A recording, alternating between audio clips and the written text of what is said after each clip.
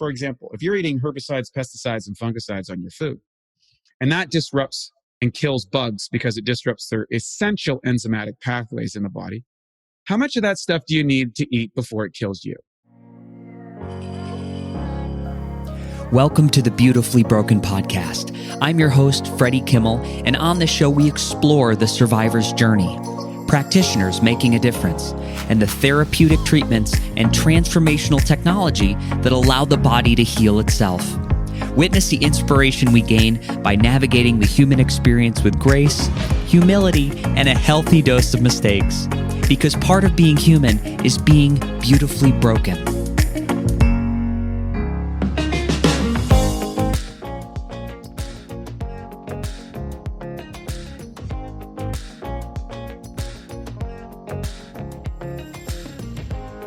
Ladies and gentlemen, welcome to the Beautifully Broken podcast. As always, we continue to deliver guests. I want to say the Class A status here. We have with us the founder of one of my favorite supplement companies in the world, which is BiOptimizers. But we have Mr. Wade Lightheart, who is also, I could go through your resume, Wade, which I think is sort of annoying for the guest, but I think just a couple bullet points to give people the scope of some of the stuff you've done, which is awesome. He competed in the Mr. Universe contest. He was a vegan bodybuilder. He hosts the Awesome Health podcast. And he, like we said before, the creator, founder, the brains behind one of the best supplement companies, in my opinion, on the market, really focuses on quality. And we'll get into some of that. But Wade, welcome to the show. Dude, great to be here. Thanks for having me. It's a true honor. It's a true honor. There's so many things we could dive into. And I wondered if you couldn't just give a little backstory on your transition. I would love to hear about your transition from bodybuilding, which someone could witness from the outside and say, wow, what a healthy human being, to where you're at today. How does that journey from bodybuilding, which is perceived from the outside as very healthy, to someone who is behind this new age supplement company, kind of delivering a next level of nutrition? There's so many different components to that. And first and foremost, I always want to say, I don't think I know everything or have it all figured out. That's number one. And I think you always need to have that kind of mindset. We're always learning and growing. But, I got tracked into the bodybuilding market very early on during a health crisis that my sister had. She was 4 years my senior when I was 15 years old, and she contracted Hodgkin's disease, which is cancer of the lymph nodes. And I watched her go through the medical model before she died at the age of 22. That had a very strong impact on me. And she'd given me a bodybuilding magazine that had a picture of Troy Zuclato on the cover. It had all these muscles and these two pretty girls in bikinis, driven mad with testosterone. I'm 15. I'm like, dude, maybe if I could get these muscles, I'll be healthy and I can get girls. But that had a big impact because I can remember her coming home from the hospital and she'd be vomiting 5-6 times on the way in the 55-mile drive to our rural home. And I was going, something's not right with here. The treatment seems worse than the disease. What's going on here? I'm not getting the full picture. So I went to study exercise physiology while continuing on with my bodybuilding career. And I worked at every single facet of the health and wellness industry. So I worked in the warehouse of a nutritional company delivering products, and I also went to a warehouse of a grocery store. I worked as a consultant in a nutritional supplement store. I was a sponsored athlete. I ran a gym. I became a personal trainer. I opened my own supplement shop. I was consulted for manufacturing. I ended up writing books and articles and periodicals, and led to working with the American Anti-Cancer Institute as an advisor. But in 2003, after 16 years, I got to realize my dream and represent my country at the Mr. Universe contest. And so in order to do that, you've got to win your local events and your provincial championships, which is like a state championships, your Western Canadians. And then you go to the national championships. And then if you win that, you can go to the universe. And so I had a great coach. I had Spartan discipline. I pushed all. I had no business being in bodybuilding. I have terrible genetics. My parents looked like white colored Smurfs, so it didn't come easy, but I had to learn all these things. And so I was able to use my mind to overcome the limitations of my body and just outwork other people, outthink everybody, and out-strategize. So I was always finding all the little details that I had to get to hack. I believe that bodybuilders are really the original biohackers. I would totally agree. They're using all sorts of extraordinary things to overcome your natural genetic limitations. Now, after the Mr. Universe contest, and I'll explain this, I gained 42 pounds of fat and water in 11 weeks. I went from Mr. Universe to Mr. Marshmallow. What happened? Good news is I met a medical doctor. And this doctor was in his 70s. He had clear skin. He was super vibrant. He was radiating health. He had overcome cirrhosis of the liver. He'd overcome colon cancer. He had helped all these legends like Bernard Jensen when he got cancer at the end of his career. At the book Come Alive, Bernard credits Dr. O'Brien for his recovery with some of the things we'll talk about today. And I was like, God, man, here's this guy in 70s. He's everything I want to be. I'm 31 years old. I'm a wreck. How did this happen? And I asked him that question. He says, Wade, I'm going to teach you something.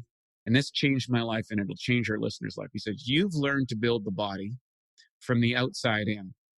I'm going to teach you how to build the body from the inside out.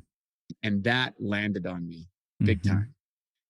And so in that process, myself and Matt Gallant, my business partner, he's the co-founder of BiOptimizers. He also got to meet O'Brien, and we mentored under him extensively for a period of time. 6 months, I transformed my health. I got my physique back. I got my health back. My energy was through the roof. I felt super, the testimonial story that you had talked, all that stuff.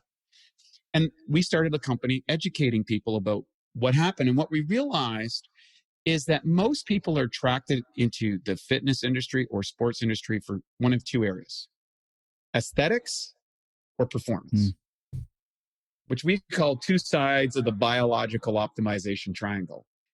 But oftentimes the pursuit of either one of those independently or concordantly of each other will lead to one problem. It will compromise your health. And that's the base of the pyramid. And so most people get attracted to the physical fitness culture, the health culture, because they want to look a certain way. They want to be more attractive to, their sexual partners. That's really the underlying drives them. Cosmetic industry, the car industry, the movie industry, the entertainment. It's all about that biological drive that they're leveraging. Then you got the performance side. I want to be an executive. And usually you get into fitness, you want to look good and all that stuff. And then you get into your life and you got kids or you got a job. So you're going for performance. And then suddenly you walk into the office one day, something's not going wrong. And the doctor gives you some crazy diagnosis that you're going, holy crap, I didn't think about my health. I thought that was an automatic. And in today's world, if you have an attitude that your health is an automatic, guess what? That automatic is like an automatic toxic gun that is going to shoot you up and take you out of the game earlier than you anticipate. So I began practicing the principles of what I learned from Dr. O'Brien, addressing my health, and then using those principles to enhance both my performance and my aesthetics. And it took me 4 years to master it. We coached, I think, something like 15,000 athletes around the world, and we got all this data from these people, and we could start to tweak and optimize these things. And after 4 years, I made a comeback. I got ready for a national championship in 3.5 weeks. I won both my titles. I went to the world championship. Instead of placing 13th, I placed 5th, which was really good for a guy like me.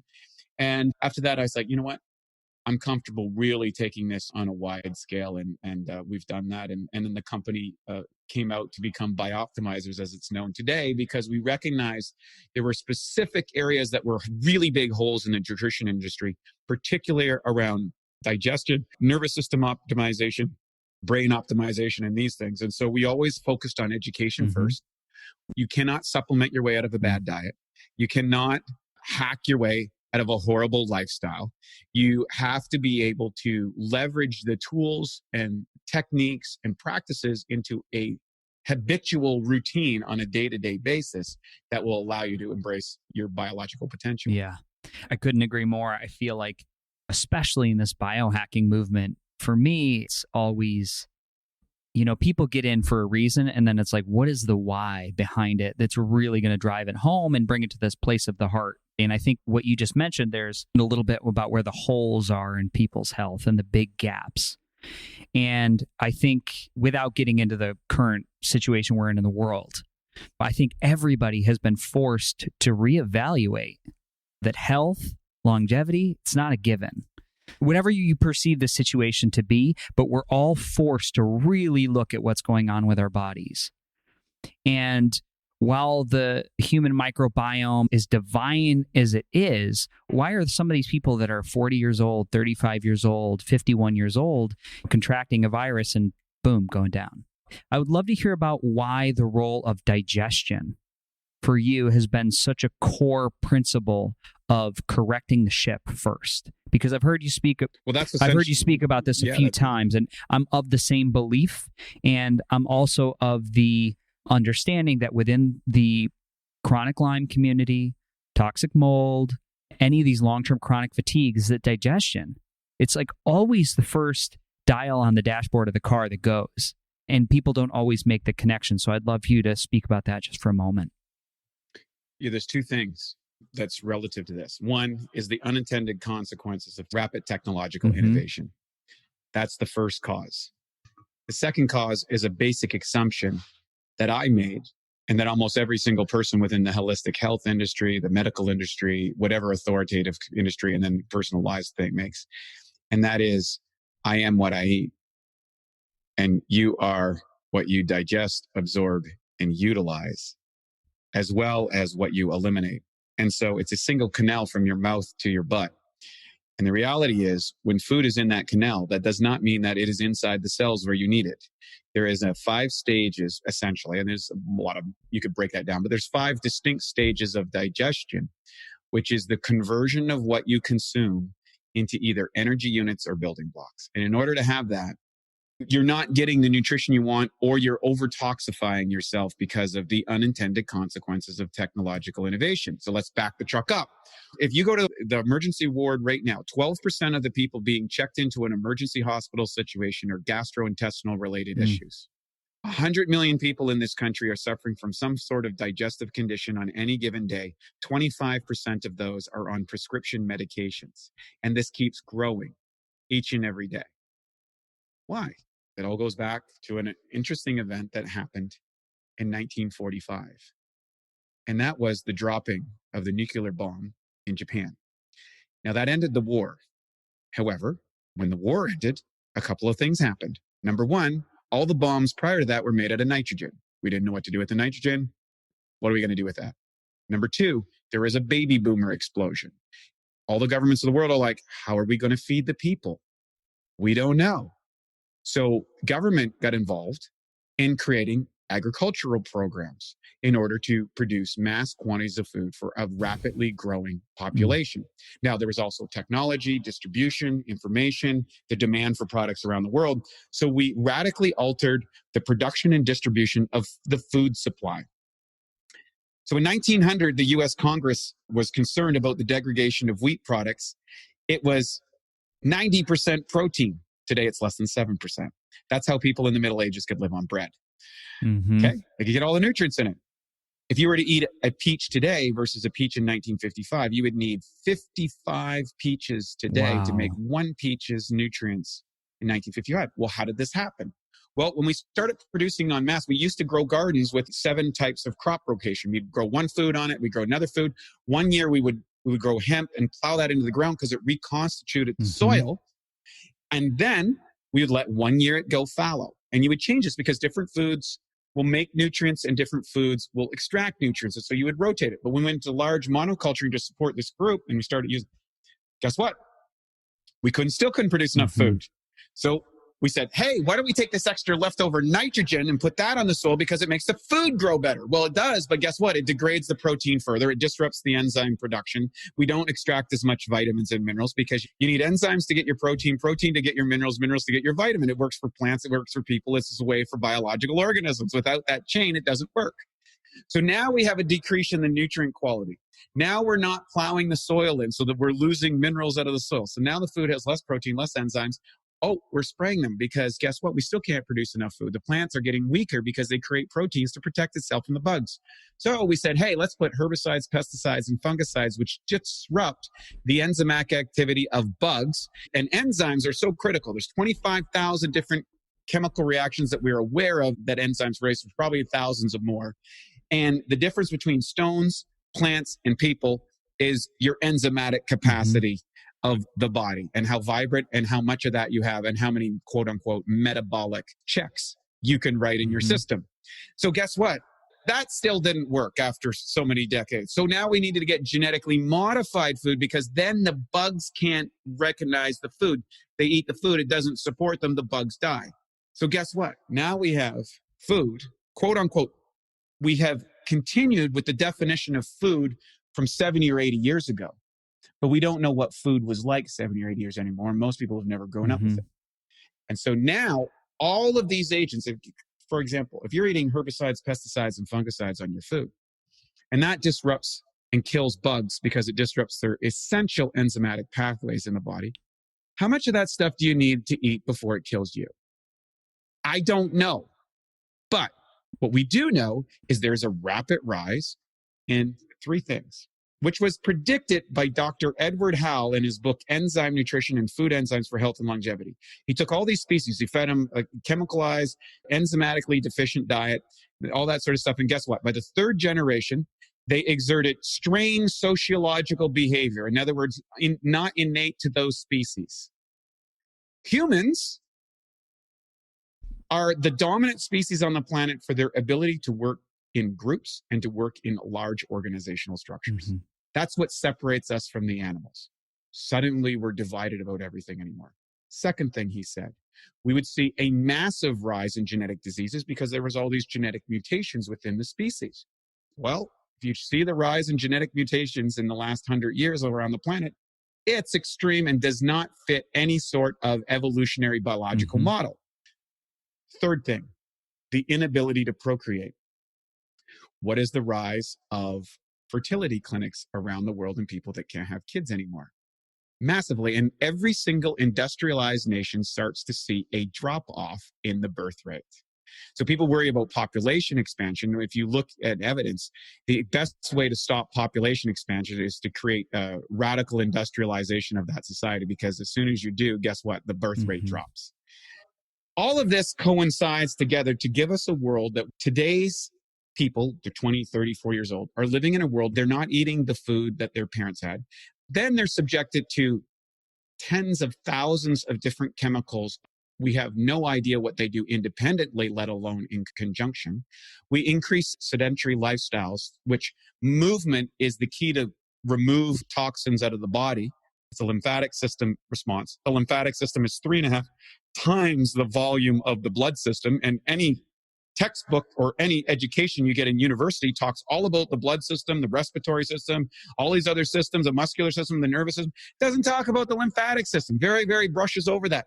Well, you can burn a lot of different fuels in a car, but if you put a couple of bananas in the tailpipe, so when the exhaust come out, the engine stops running. That's why there's paleo diet. That's why there's keto diet. That's why there's vegan diets. That's why there's a carnivore diet. We can burn a lot of different fuels as humans. And generally, you're going to be attracted to a diet that's based on your genetic and enzymatic pathways that allow you and the level of toxicity that you have. I personally believe that when you optimize your digestive system and functioning of the body, you could do well on a variety of different fuels, variety of different diets. So when you move towards optimized health, and we have a mission to help activate biological optimization in humans, we believe that your ranges increase instead of decrease. Now, in acute phase, you might have to decrease your choices to change the lifestyle parameters that got you into the trouble that you were in. But once you get down to a certain part, you cannot starve your way to health. You cannot restrict yourself to abundance. And God knows your responsibility as a listener for health.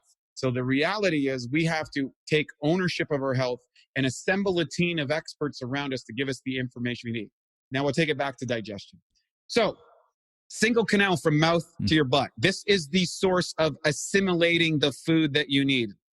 So first stage, taste, touch, smell, feel the food. So if I say dill pickles and sauerkraut, people start to salivate. Why is that? Because there is a biological Pavlovian response that food is on the way, and I need to start recognizing that. Ultimately, we used to eat in a rest and relax space. Now we have TV coming on. We have light coming on. We have EMS coming on. We have stress from our lives and all these things without the expression of physicality, which, you know, when you got stressed in the old days, you went out and hung from a tree or fought off a lion or whatever it happened to be.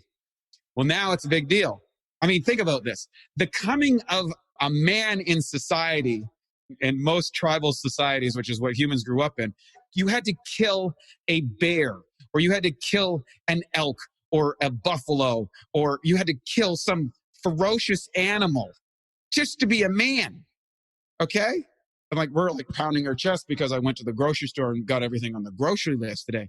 I mean, we've gotten weak as a society, like so ridiculous. Like people came over here on boats. They were subjected to disease and starvation. And they got here. There was no Whole Foods. There was no grocery store. There was no health. There was woods, and there were bugs, and there were animals, and there was famine. And these people found a way to survive. It's like, we're talking infinitely tougher, hardy, more people. They didn't outsource their responsibility to an external authority. And so during this process, we have got to recognize that that's the first thing. And when we taste, touch, and sensor food, it activates millions of years of biological preparation and eating in that kind of environment. Then the food we masticate it, which is a fancy name for chewing. And then the food goes down our esophagus, okay? And it's a little tube that goes down to your stomach. Now, in your stomach, when it enters into that stomach, there is two phases to your stomach. There's the upper cardiac portion of the stomach, which is where the food enters the first 30 to 60 minutes. This is where the enzymes present in the food are supposed to break down the food. Now, if I'm a lion hunting zebras in the morning, I go out, I knock down the zebra, I grab the entrails where the enzymes and probiotics are, then I eat the carcass.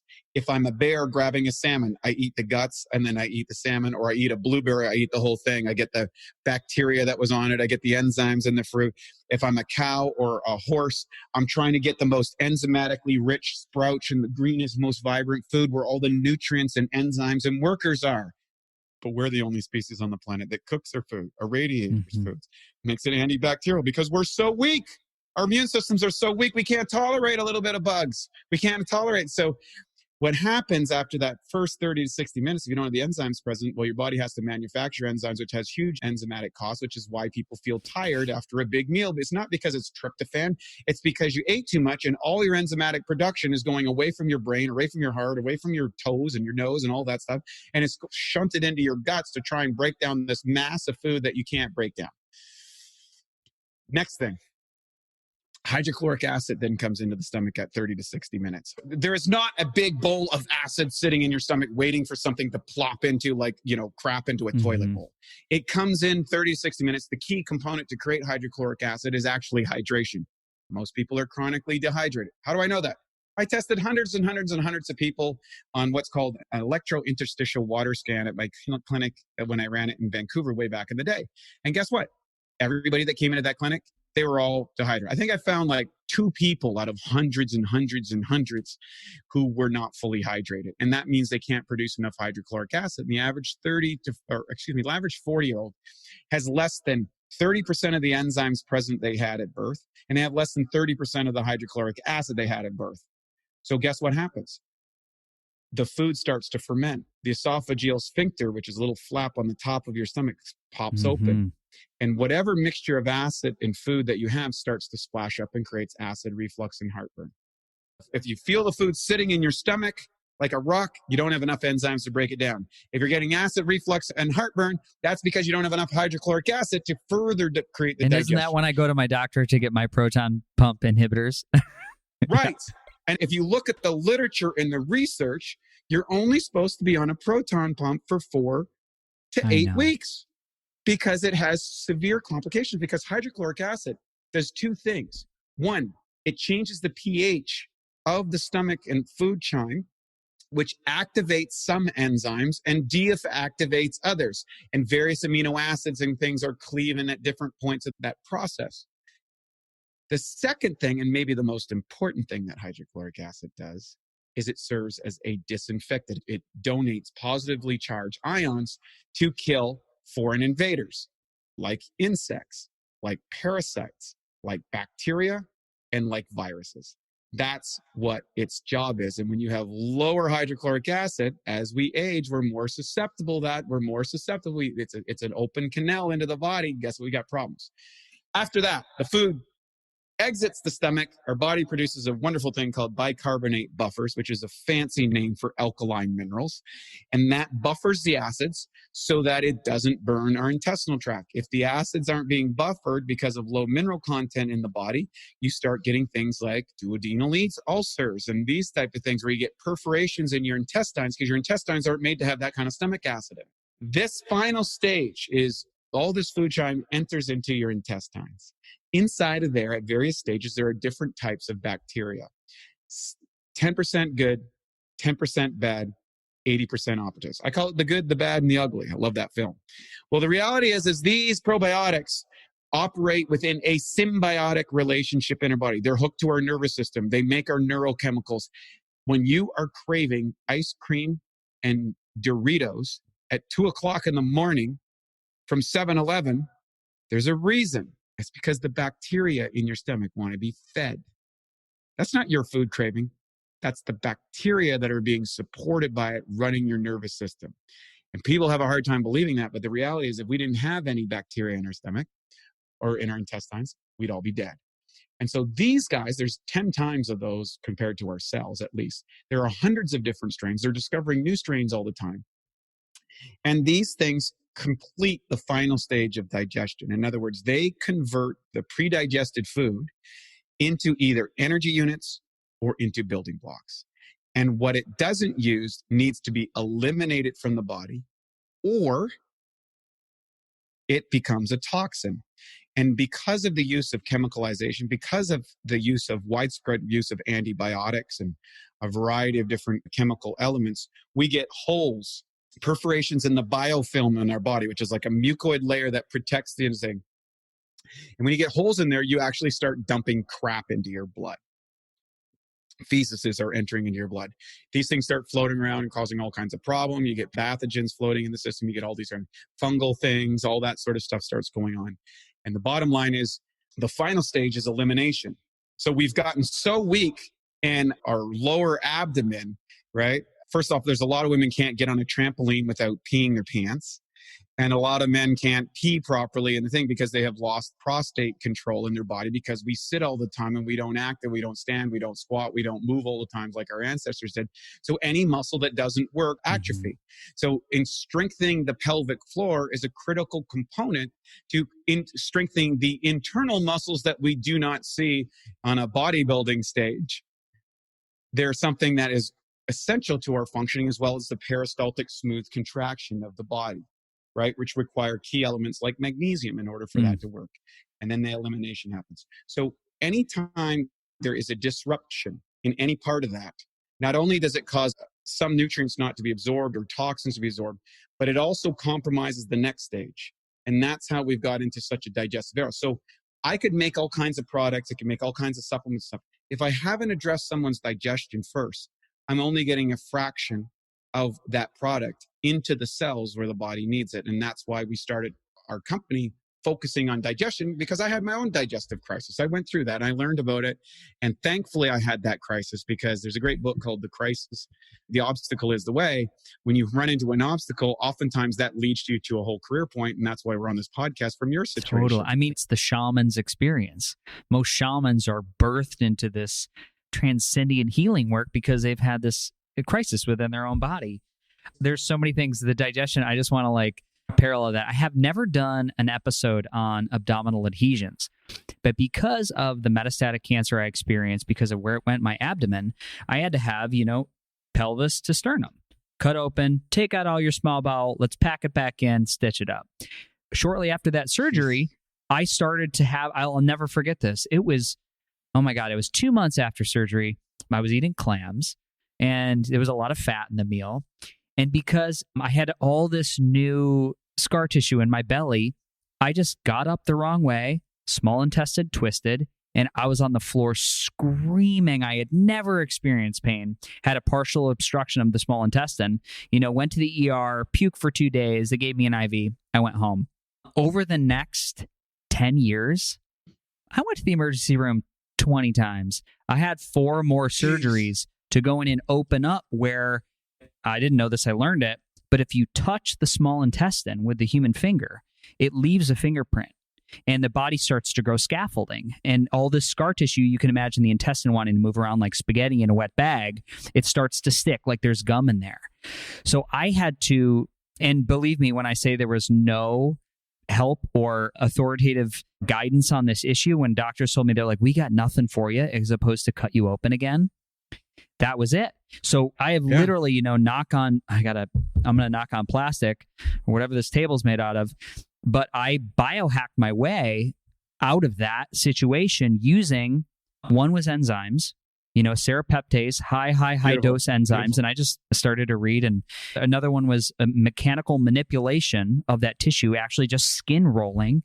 The other things that work were delivering energy to the intestine through pulsed electromagnetic field, and then a little bit of red light. Beautiful combo. And realizing the mechanisms of the body. And there was a time, and I'm going to bring it back to your digestion, your crisis. There was a time in there, and this is so funny, when I would poop like once every 3 days, maybe like once a week, like 3 years. I mean, there was a time when I was like, pooping is like better than sex. It was like, it's amazing. You don't miss it until it's gone. And I was like, was there a time when I just pooped every day and I didn't even praise God for the amazingness of pooping?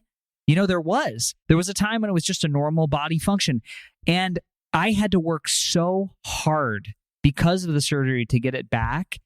I'm just so thankful to be able to do that on the regular now. And I would love to talk a little bit about the role of magnesium, because I played with so many different types of magnesium, and a lot of times it would make my heart race, or it would make me just have straight up diarrhea. I could never find the balance. I really had to find the right combination of magnesium elements to help with that elimination process. I'm sure you have really good insight on why or where people try it and it's like, it didn't work for me. Great question. So magnesium, going back to our soil situation, is probably the most deficient mineral that we have. The other thing is we've augmented almost all of our diet with calcium. So we have too much calcium and not enough magnesium, and they operate in a 2-to-1 ratio, magnesium being the control. So when you have too much calcium and not enough magnesium, you start to dump calcium in order to make magnesium. That's what creates the osteoporosis. So oftentimes osteoporotic conditions are not related to calcium deficient. They're actually related to magnesium issues, or the unabsorbability of the minerals that you're taking if you're taking both magnesium and calcium. And now I have to give credence to a guy by the name of the strength sensei, Charles Poliquin. So for those who don't know who Charles Poliquin is, he was a guy that learned multiple different languages so he could learn about the research from different countries, because oftentimes countries focus on different things. And he's also known because he trained, I think it was gold medalists in 27 different Olympic sports and the who's who of professional sports.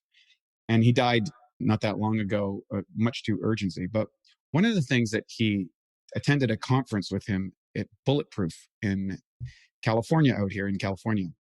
And he had all these different questions that was phenomenal. And one of the things that he talked about was how he used different types of magnesium to augment the stress from professional athletes and Olympic athletes. And so he described to us how different types of magnesium were uptaken by different tissues inside the body. And I thought, wow, that's a fascinating topic. Now, concordantly, I was a serial entrepreneur at the time, running 3 businesses, not sleeping very much. I was the kind of guy that had a lot of energy and a lot of ambition. So I was just being a typical alpha male, running crazy and thinking you can live forever and do everything. And I had all this tool support, but I got myself into a physiological trouble. I had some problems with another business partner, and there was some legal stuff. It was a disaster, and I was under some stress, and it was just horrible. And so I got myself really wiped out. And I did some tests with my naturopathic doctor, and says, you're extremely magnesium deficient. Because what's interesting, when you expose yourself to high levels of EMF, high levels of blue light, and high levels of stress, guess what? You actually burn through magnesium at a rate. And I was like, oh, it's kind of like Charles was talking about. I'm exhausting. I thought I was getting enough magnesium, but I realized my lifestyle was just torching magnesium at an excessive rate. So I said, well, I'm going to fix this. I'm going to start with what Charles said. And I started buying all different types of magnesium. And like a good biohacker would, I started documenting and testing this. And I was so interested in it. Matt got interested, my business partner, and he started documenting and testing. And we got our naturopathic doctor, our genetic expert, and she's doing it, and we're running this thing. And all of a sudden, I have a cupboard full of magnesiums. And I discovered a lot about different types of magnesiums, what they were good for, what they weren't good for. And so we categorized them. And then what we did is we sourced them down to the precise amounts that we thought would give the best results and put 7 different magnesiums in one pill. That was a problem because when you do magnesium, they have different bondages. There's aspartate, there's bisglycinate, there's malate, there's orotate, there's all these different magnesiums. And what that refers to is the bonding agent that goes with it. Now, there's the bonding agent, but there's also the chemical agents that cause what they call the expedient, the thing that causes the flow. And these molecules are different sizes. So nobody had put all these together because it wouldn't flow through the machines properly. Mm-hmm. And then when you put it in the cap would bust because it couldn't get the permeability. So we had to overcome all these different challenges with the people that we worked with, get the right magnesiums, make sure there wasn't no chemical agents in it, make sure the flow was good, make sure the capsules would hold it, put it all together in the right dosage, and we came out with Magnesium Breakthrough. That's how that product came to fruition. Again, trying to solve my own problem. Tim Ferriss says the best companies and the best products are usually built by people who are trying to scratch their own itch. Mm-hmm. And that's been very much the same at BiOptimizers. We have an issue or someone close to us has a big issue. We want to solve it and we just go after it until we do. That's amazing. So what have you seen from this form of magnesium when we apply it to, say, the athlete, the high sports performance individual? Just the general public from start to finish, I was not prepared. So we produced it and said, hey, well, we got this magnesium to solve our own problem. I was tired to have a dozen bottles of magnesium to take every day. And so we produced it and we started selling it. We didn't think that much about it. All of a sudden, we got this flood of testimonials. I'm not stressed out anymore. I finally sleep through the night. I'm not getting muscle contractions where I'm twitching. I can now go to the bathroom properly, right? Like, I don't get the jitters from caffeine anymore. I'm able to maintain focus for a long period. I'm like, how is this even possible that magnesium is this cure? Well, magnesium plays a key role in a lot of enzymatic processes, regulation of the nervous system, relaxation of smooth muscle tissue and striated muscle tissue. And it also supports the nervous system under high stress environments. Oh, is anybody under those conditions? Yeah, everybody is. And so the bottom line is it now quickly accelerated. People had their migraines go away because migraines happen from a constriction of the blood flow due to some sort of reactive protein, usually that's been activated, causes an allergic response. It causes contraction. Well, now we open up blood flow. When we open up blood flow, we are able to nutrify the tissues and you're able to get other supplements. So magnesium becomes a carrier mineral to open up vasodilation to tissues that aren't getting the nutrients that they require. Because even if the food gets into the body, if those nutrients aren't open, and you mentioned pulse magnetic technology, what of those things do is often open up the arterioles and the little like dental floss components that supply all our cells. And by opening those up, we get blood flow, we get nutrients in, we get toxins out. And right now, everybody's gummed up with all sorts of toxic goop inside their systems, and the blood's not flowing and the lymphatic system is not able to drain. And so by hitting all of these components, we're able to reverse the trends, the unintended consequences of technological innovation. And magnesium is a key element to that whole process. I mean, I found like it's the indispensable element that you've got to include in someone's paradigm if they want to feel better, if they want to perform better. You know, Wade, I know somebody could listen to the show and they could be like, oh my God, these guys have talked about so much stuff. It's so overwhelming. And you mentioned education is a big part of the mission behind BiOptimizers. Is there a certain place where you recommend people to start dipping their toe in the water? And for me, I do feel like it's helpful to understand, like we've been saying, the role of minerals, the role of hydration, the role of digestion. Is there some type of a bird's eye view that people can start learning about through BiOptimizers? 100%.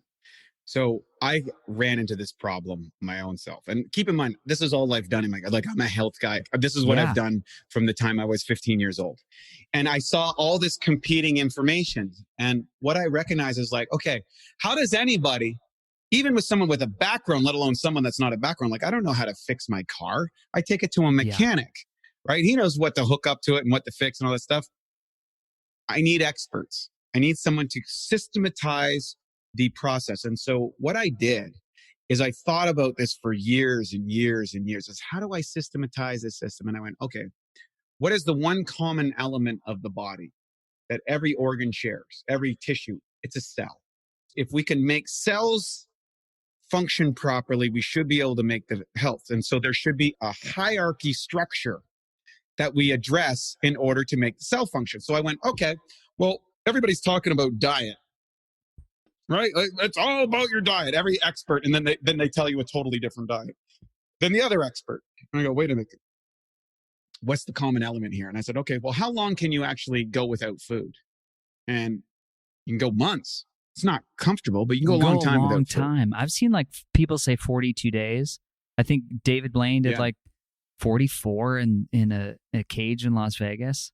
I know Dr. O'Brien, my mentor, did over 80. Really? Wow. Yeah. Okay. so you can go a long time. 40 days. Not to derail 40 us. days is kind of 40 days. Yeah, 40 days, but a long time. So I'm like, all right, how long can you go without water? Not nearly that time. So in the hierarchy of importance, which is important, the food you eat or the water you drink? Water. Water is more important. Wait a second. Is water the most important? We're mostly bags of water, right? No, we're not. If I was to sit here and hold my breath, how long can I go without holding it? Like the best divers in the world is like 30 minutes or whatever. Those guys in Indonesia that go under the water, they can go under for an hour or whatever and hunt. They can still only go an hour without air. Unreal. So we got an hour, let's say a week to 10 days to like 7 to 10 weeks. Okay, so now we know the order of magnitude. Now, interesting enough, when I studied Eastern philosophy, the first step in changing your physiology, your brain state, and your biochemistry is the breath. What's interesting is they don't start with the intake. They start with the exhale. And the lymphatic system inside the body is 3.5 times the blood system. I can burn a variety of different fuels in my car for gas, but if I plug up the tailpipes, the exhaust doesn't come out. And in the toxic world, I wrote a book called Staying Alive in a Toxic World. And I recognized that all these toxins that we can't control are going in the system. So it's not so necessarily how much toxins we're taking in that's a factor, but it's really how fast can we eliminate the toxins in our body. That's the big thing. So I said air, water, and then there's another piece before we get to food. If you put a person in a bed or you put your leg in a cast, what happens? Atrophy. Right. Atrophies very, very quickly. Astronauts, that's a big deal when they go into space. They atrophy significantly. It's a huge issue. So we need stress on the system or the cell starts to contract, not have resistance. The cell comes up from. So guess what? Exercise is more important than food. So we go air, water, exercise. These three things are non-negotiable. Before people start doing anything else, start with those. And the first types of exercise, especially if you're really compromised, need to be focused on moving the lymphatic system. So that's walking and rebounding. Those are the best ways to detox the cells of my body using acceleration, deceleration, gravity, which causes the contraction of every cell. My pancreas, my liver cells, my brain cells, my toe cells, my nose cells, all that sort of stuff is contracting, which is creating a pumping situation, which is pumping toxins out and bringing in nutrients into the cell. Dude, you get me excited about life. I want to go rebound right now. I just bought, during the pandemic, I bought an 18-foot trampoline. I bought a huge one because I was like, okay, the little one's okay, but the big one, I haven't been on a big trampoline in forever, and I'm just like totally re-experiencing the joy of bouncing. It's exhilarating, and every kid knows this. We tell the kids, stop jumping on the table, stop jumping on the couch, stop jumping on the bed, but they're actually doing the process of detoxification. Tell me a rebounder that you love that's good for home. I use David Hall's Cellar Sizer because it's portable. It folds all up in a little box and I can carry it. And it's made out of steel and it's super durable and he's got the 3-stage springs and I got it out in the sun here. It's indestructible. This is just a really but there's other rebounders, you know, the Bellicon and the Reebok rebounder. Some of them are a little softer, a little smoother, but his is probably the most all-purpose one. But do whatever one they want. Don't get a cheap one. A cheap one will cause shearing forces. Like you go to the one at Walmart and all that sort of stuff. It's like $50 or something. You'll damage your spine and your knees. Don't do that one. Go invest in a good one. So Then I realized, okay, I studied two things in university, chemistry and physics. And what I found in interesting component of chemistry, they used to round off the chemical. I still remember this. They would, the equation wouldn't quite work, but then they would just round off the other elements. We're just going to forget about that. And I was like, wait a minute. Like, if I did that in accounting, I go to jail. Okay. Like, this is a crime. Like, you just can't fudge it. Like, if I don't complete stuff, there's problems with that, right? If I just don't put the nuts on the tires properly, the wheels fall off the car. So that doesn't make sense. But I had an aptitude for physics. And I learned that the entire universe is based on condensed light. It's vibration, it's frequency, and amplitude, and all these sort of things. So I looked at food. I looked at everything as information coming in, coming through, coming out of. And so we live in a solar system, and everything is just condensed light. Light is both a wave and a particle. The table hardness is relative to the vibratory rate of that. If you increase the vibratory rate through burning it, it disappears. If you condense it, it gets harder, right? So how we see the world as solid, liquid, and gases are just different rates of vibration. And it's the same thing for our bodies or for our health and for our mind. And so everything is information, and including the thoughts and feelings that you bring in from others, which can affect you. Okay. And so I went for that. Then this constitute, by the way, I created an acronym for people to remember. It's called the AWESOME acronym: air, water, exercise, sunlight. And then the next thing is optimizers. What are the things that optimize the cellular function? Enzymes, probiotics, essential amino acids, vitamins, minerals, essential fatty acids, and herbs. Those are the things that the body requires. Those will optimize cellular function. None of this works if you have a bad belief system. It doesn't work if your psychology are not willing to take ownership of your health. So mental beliefs and attitudes really important. So you need to have the right attitude and the right mentality, the ability to be open, the ability to follow coaching, all that stuff. And it's like, coaching, God, how do you figure this all out? How did I figure it all out? I got coaches. And how do you get coaches? Well, you get coaches because you learn from a coach. And what is the primary component of education? Well, I looked at the root word. What is the root word of education? It's educe. Comes from Latin. And if you look at the definition in it, it says to learn from within. Well, how do you learn within? You run a test. That test could be, can I walk up the stairs or not? You hold up a mirror. Right. That's a test. Oh, I don't like how I look. I can't run very fast on a treadmill. You know what? I did a genetic test and there's some mutations that I need to address. How do you interpret data that you don't know into something that you do know? You get a coach. You get an expert. You get an informer. You get a teacher. That led to the E, etc. So the whole philosophy comes air, water, exercise, sunlight, optimizers, mental beliefs and attitude, education, testing, and coaching, which create the AWESOME acronym. And I created a course that took everything that I learned from all that and condensed it into 84 5 to 15 minute videos where I share where I learned it, where I got it, who's the references, and I put them on our website and I give them away to the listeners of this podcast for free because I can't coach everybody in the world. I love coaching people. It was my passion. It was Matt's passion. We loved helping people. We got totally addicted to seeing people transform. We created a company that we never wanted to get away from our roots. We never compromise our mission for margin. We have a Formula One philosophy, which means that we test things at an extreme level, like race car drivers. A lot of things fail. We're willing to break ourselves down. We're willing to get ourselves fat. We're willing to get ourselves sick. We're willing to go through bad experiments in order to find the nuggets of gold. And that's how we have like power steering. And that's how we have better braking systems and better engine system technology because people are willing to go out there. And then we learn from that and we apply it to the regular life without those people having to put themselves at risk. And then we created an education system that we teach people how to create a philosophy that actually works for their lives, how to select the right coaches, the Jedi Council, as we said, the people that are going to give you the inference to run the corporation of your life as a CEO. You're the CEO of your health. So a CEO has accounting teams, he has sales teams, he has marketing teams, he has operations teams, he has logistics. He has all these people that come and tell him what's going on and he makes decisions. And that's how we need to look at health, not one authority. You need a whole team of people and you gather them over time. And by doing that, we give that away to people because you can't supplement your way out of a bad lifestyle. You just can't. I have a supplement company. The supplements augment and accelerate both the optimization of the cells or the recovery from the lifestyle I subject myself to. I did a post this morning. I hadn't eaten 36 hours. I got up in the morning and I got on the attack bike. I went sprinting for 10 minutes on my thing, doing things, jumped on the rebounder, jumped up and down for 20 minutes, dancing to some great music, right? Walked down to Bulletproof, said hello to a couple of my friends, walked down on the beach, came in and been running ever since. And I do this every other day during this experiment. I go 36-hour periods without eating. I'll go up on the gym. I'll do a weight workout. I'll train, no food, right? We have this ability. I want people to understand you have the ability to walk hundreds of miles without food. You have the ability to kill wild animals with a stick. You have the ability to overcome huge obstacles in your business, in your life, in your personal relationship. We have communication powers. We have information.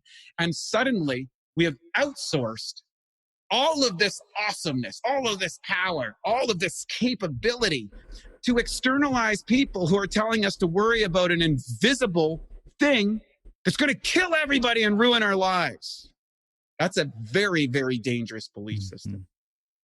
Very, very dangerous, because we are turning over our authority to other people. And when you do that, you turn over your life to them. The power that we have inside is not realized. It's to a fraction of our potential. Your life force, you can feel it. It's visceral. It's exciting. Here's what I would offer people. The people that you're following and accepting information as truth from, listen to their vibration. Listen to how they're showing up. Listen to their words. Listen to the passion behind their words. I want my leadership to come from a passionate speaker. And maybe that's because I have a background in performing and I understand what it is to be an orator, but God, I want your words to resonate truth. And that comes from your life force. That comes from digesting foods. That comes from enzymatic activity in the body. That comes from heart.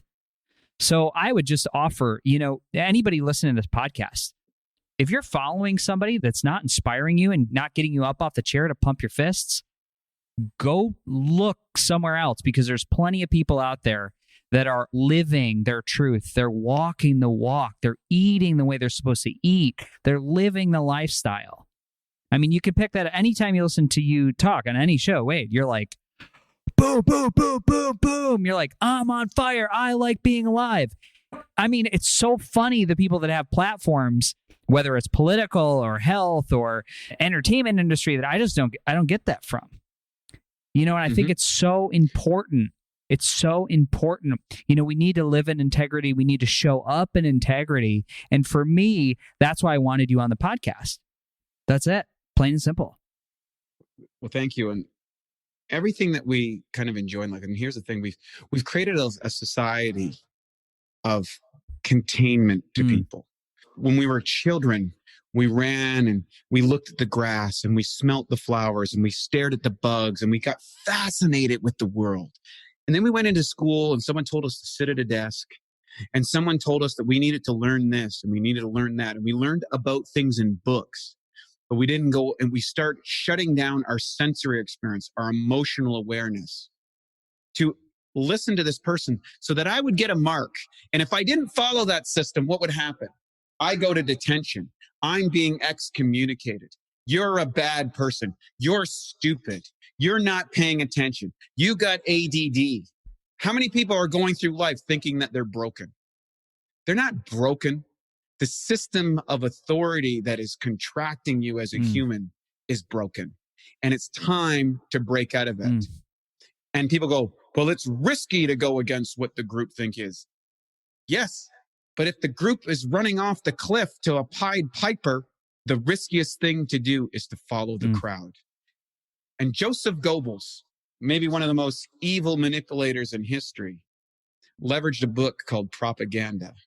And he said, if you tell a lie big enough that you would not dare tell a lie that big, and then you broadcast that lie over and over and over and over again, people will take it as a truth. That plunged the world into an entire war. The world right now is shut down because of very shoddy science and a very poor situation and a continually moving set of goalposts that nobody can agree to, nobody can adhere to, and there's no limit to it. Therefore, the chances that this is a lot of BS topped on top of BS. I'm not saying there isn't a virus. I'm not saying that's the case. I'm not saying that you shouldn't practice health things, but I really think we ought to think about when we condemn others for having a different opinion than ourselves. I think it's really sick that we have divided families because people vote for a different party. We have moved away. We can't go to churches anymore. We can't gather in large groups anymore. There is a movement to take away our weapons, which were put in by the founding fathers to prevent tyranny of governments. Thomas Jefferson. I'm a Canadian. I don't get the vote. Thomas Jefferson said, liberty is bathed in the blood of patriots and tyrants every 50 years. That's the historical aspects of it. Now, I'm not calling for civil war or anything. What I'm calling is for civil disobedience. The movement that Martin Luther King found, the movement that Mahatma Gandhi found to transform the world. You don't have to hurt people. You just have to say, no, that's a stupid rule. Yeah. I'll choose freedom. And those who choose security over liberty deserve neither. That was also written by one of the founding fathers. Look, we're on this planet. We're going to leave. We're all going to die. Every one of us. Sooner, maybe today, maybe next week, maybe in 100 years, maybe in 20 years. We don't know. We're going to leave. We're all going to go. We're going to go. All of us. The question is, when you get to your life, are you worried about how secure you treated your life? You know, I'm so happy. I never took a risk in my life. I lived in a life and I did everything that I was told to do. And, you know, I'm a good person. I can tell you, I've sat with too many people on their deathbed who were too young really to die. Both old, middle-aged, and young. I've sat at their deathbed and I talked to them and I asked them the questions that they have at that moment. I learned this when I was 15, talking to my sister about her terminal illness. And it's not the things that you do in life that people are upset with, not the mistakes, not the failed components, nothing. You know what it is? It's the things that you didn't do. And the reality is, when tyranny comes knocking at your door, what will you tell your kids or grandkids that you did? Yeah, I think what you said in relation to, you know, we're in this world where the most important thing that I think right now, because everything you just said resonates with me. And I also want to see and envision and hold a path through where we can get through. And I think the most important thing is the idea we have to respect each and every individual's right to have a belief system and to have a different opinion and to have a different set of values. That's what the whole country is based on. And it's led to it's led to prosperity all over the world. It's led to art and literature and culture and music and prosperity and technology and science because of the value that's existed, which has never existed. It is so fragile and easily taken. In the history of the world, is the history of psychopaths trying to take over the rest of the world and fighting against some other psychopaths says, no, I'm going to take over. That's history. That hasn't changed. And here's the thing. Look, policies can only take you so far. Responsibility for oneself and oneself alone, and maybe the dependents that you have who do not have the ability to think logically or rationally understand consequences until they become an adult. That's why we have minors. And your job is not to make your kids like you. Your job is to get them to imbue a set of components so that they can deal with the world. You do not want your kids running the show. And there's a lot of kids running the show in this country. Children who are bickering and arguing and taking political positions and politicizing medical stuff. You cannot trust these people. You cannot trust people on the left. You cannot trust people on the right. You cannot trust the pharmaceutical industrial complex. You cannot trust the military industrial complex. You cannot trust a society that says you can't go to church, but you can go to a bar. You can't go to a gym, but you can go to a shop and get alcohol or marijuana. That doesn't make any logical sense. It doesn't make sense, does it? It doesn't make, and if it doesn't make sense, what does that mean? It's a falsehood. Now, what degree of falsehood? It's very hard to tell because, truth is like light. It comes in the full spectrum of the rainbow. Truth is relative to different states What is true when you're 10 is not true when you're 20, which is not true when you're 40, which is not true when you're 60. There's variance of degrees of truth. Falsehood is the absence of truth. And when you have a pervasiveness of falsehood, the natural result is war. The conflict between truth and falsehood, the conflict between good and evil, the contrast between dark and light. And it's part of what makes this human existence vibrant and enjoyable and exciting. You know, I watch the UFC. Why? Because I'm seeing two guys, and I might think that one guy's on the light and the other guy's on the dark, but it's an entertainment. Somebody wins. And what's amazing about it at the end of a good UFC fight between two great competitors is after they battered each other's a bit, they walk up and hug each other. Because they say, guess what? Thank you. I honor you as my opponent because you have honed me and allowed me to reach out my best part. And I do believe there is an opportunity with this crisis that's happened. Yeah, me too. I'm not saying that people haven't died. I'm not saying there isn't a virus. I'm not saying those things. But what I'm saying is I'm hoping that people take from this that you cannot outsource your health. You are the authority over your body. And when somebody impairs you from following the path that you see best to produce health, then you need to get that person out of your life, and you need to rebel against that in that aspect. Not in a violent way, just in a like, hey man, that's your program. If somebody wants to go to the hospital and take pharmaceutical drugs or go to the doctor and get on 17 different prescriptions, I'm okay with that. That's their choice. Who am I to say that they shouldn't do that? Who am I to tell that person that they shouldn't take those 17 prescriptions? I can present an option that they might be able to get off some of them or maybe even all of them, but they're going to have to do the work. I can't do the work for them. I can only offer options.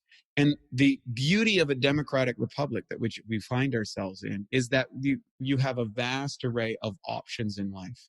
And I don't have to hate chocolate to love vanilla. I can just like chocolate better than vanilla. Maybe one day I like vanilla. The other day I like chocolate. I don't have to hate what I see as an opposite or something in opposition. But why do people feel that way? Because deep down inside, they're fearful. And they're fearful because they're saying there's something that's not right in the world. There's I'm being lied to. I'm under threat. I'm feeling security because everything that allows me to feel secure has been taken away from me. And that creates an anxiety. And when people are anxious or people are in a state of distress, they produce dis-ease. And there's a lot of dis-ease in our societies today. And so the reality is, I can't change the world.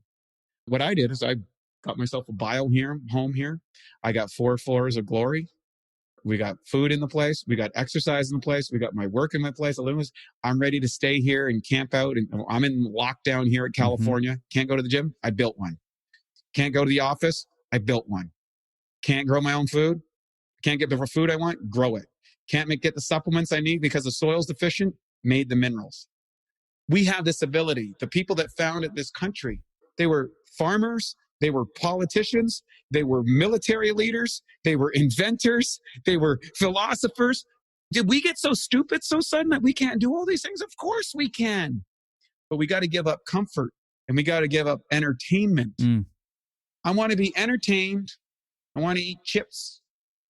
And then I want to blame somebody else for the problems in my life. The unintended consequences of technological innovation is we become observers of life instead of participants. We become condemners of that which is different instead of curious kids saying, hey, how do you do that? We've become followers instead of leaders. And we've become attackers instead of connectors. And our job is to connect with people. You know how many people scream at me on a given day because I'm walking down the street in the sunshine without a mask? Probably happens to me every day. Yet I go down here to all the homeless situation, which is a crisis of mental health, anything else. And I see all these homeless people living out there, interacting. They have terrible food. They're on drugs. And they're not dying of this virus. Why? So I always believe study outliers. When you study outliers, that's where the breakthroughs are. Why does that person run so fast? Why does that person have so much health? Why does that person have so much energy? And when you start studying when you study what it is that you want, or study that which opposes your own beliefs, you experience the discovery in life. And that's what makes life when you're 5 years old staring at that 4-leaf clover. Wow, look at this, Mom. Look at this clover I got. A clover becomes the excitement of the day. And there's so much excitement and so much richness and so much opportunity for all of us. It's just extraordinary. I'm like, embrace it. And I get up every day and I think about that and I give gratitude for what I have and the things that people have done and the 10,000 generations that sailed on ships that were infected with disease and starvation and scurry and landed here and had to chop down trees and fight off wild animals. There was no stores. There was no Instacart. There was no Amazon. There was no internet. There was no power. There was no cars. There was no roads. And yet somehow these people scratched out. They went over and people lived even generations before. They lived in caves and fought off bears and hunted woolly mammoths and walked across the savannah and picked berries and did extraordinary things. And all of us are the product of that. It's in your DNA. It's in my DNA. It's in everybody listening to this. We have this ability. And my thing is wake up, activate it. So incredible. It's awesome. Yeah. You know, one thing you said, it's like, as you walk out in your environment and you meet adversity and you do have people challenging, you know, your belief systems. And it's so easy to always view evil on the outside or view, you know, the challenge it's outside of me. But what I would offer people again and again is that there is no good movie, no good play, no good story is anything without a foil. Like we need, it's my belief, you know, that we're human, we're having this human experience, and it's okay if it's a little dramatic. I love the drama. We can welcome this experience that you're offered a foil in your story to experience growth, right? And that the idea that like you said, it's like all the problems are outside of you and me. Then the solutions are outside of you and me. But if I can entertain the idea that evil and good, you move right through this human being, that I can work with that now, today.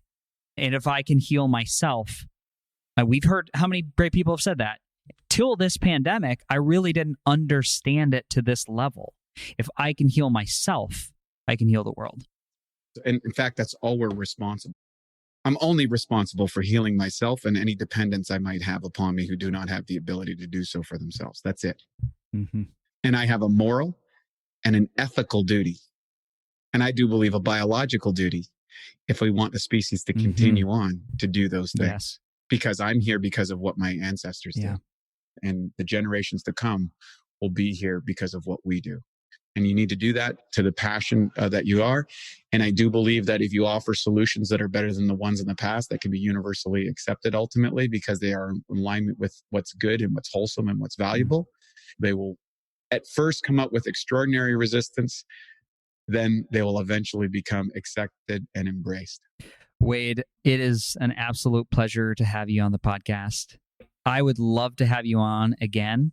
There's like 200 topics we could go deep on. And I'll give people a link where they can jump in. First of all, you've got to get over to the site and you've got to just dip your toe in the water of the education that this company is offering for free. And dip your toe in the water of, if anybody out there is listening to this and you're like, my digestion is not as optimal as I know it could be. I'm not eliminating the way I'm supposed to be eliminating. If I'm not sleeping well, you know, like Wade offered, take a look at what's not working. You know, look at your minerals, look at your hydration.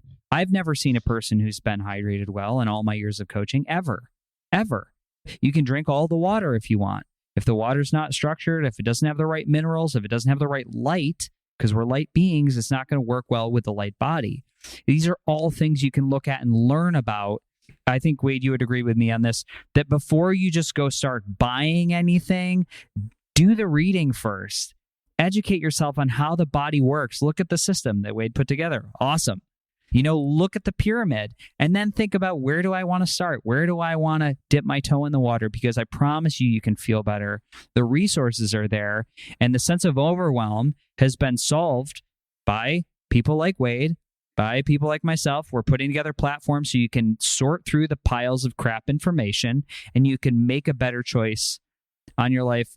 Wade, I got to ask you this final parting question, although you've kind of answered it in many of your rants here. It's been so good. If you had a magic wand and you could gift the human race a level of awareness, what would that level of awareness, what would it focus on? Discernment.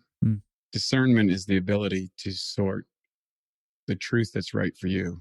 And that is the earmark of wisdom. And it is a very difficult and elusive piece to get. But if you have discernment, then you inherently understand both the opportunity of choices that you have, as well as the consequences of those choices, both positive and negative. And if you could have discernment for everyone, we would eliminate conflict. Let's hold that. Let's hold the space for discernment for the human race. I love it. Wade, it's been an absolute honor. I can't wait till we can meet at a live event.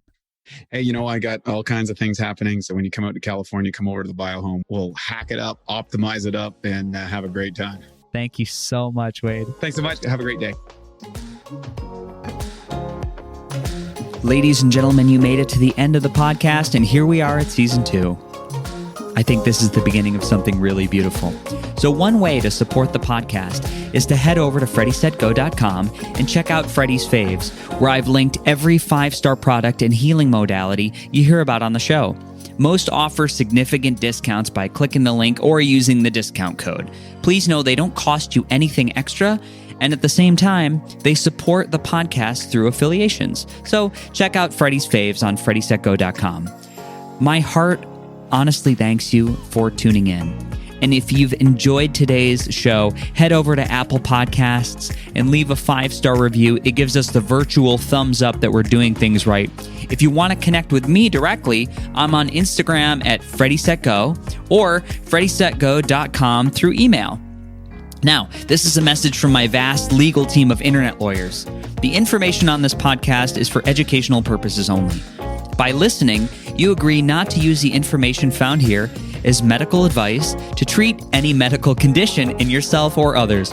Always consult your physician for any medical issues that you might be having. That's it for today. Our closing, the world is hurting. We need you at your very best. So take the steps today to always be upgrading. Remember, while life is pain, putting the fractured pieces back together is a beautiful process. I love you.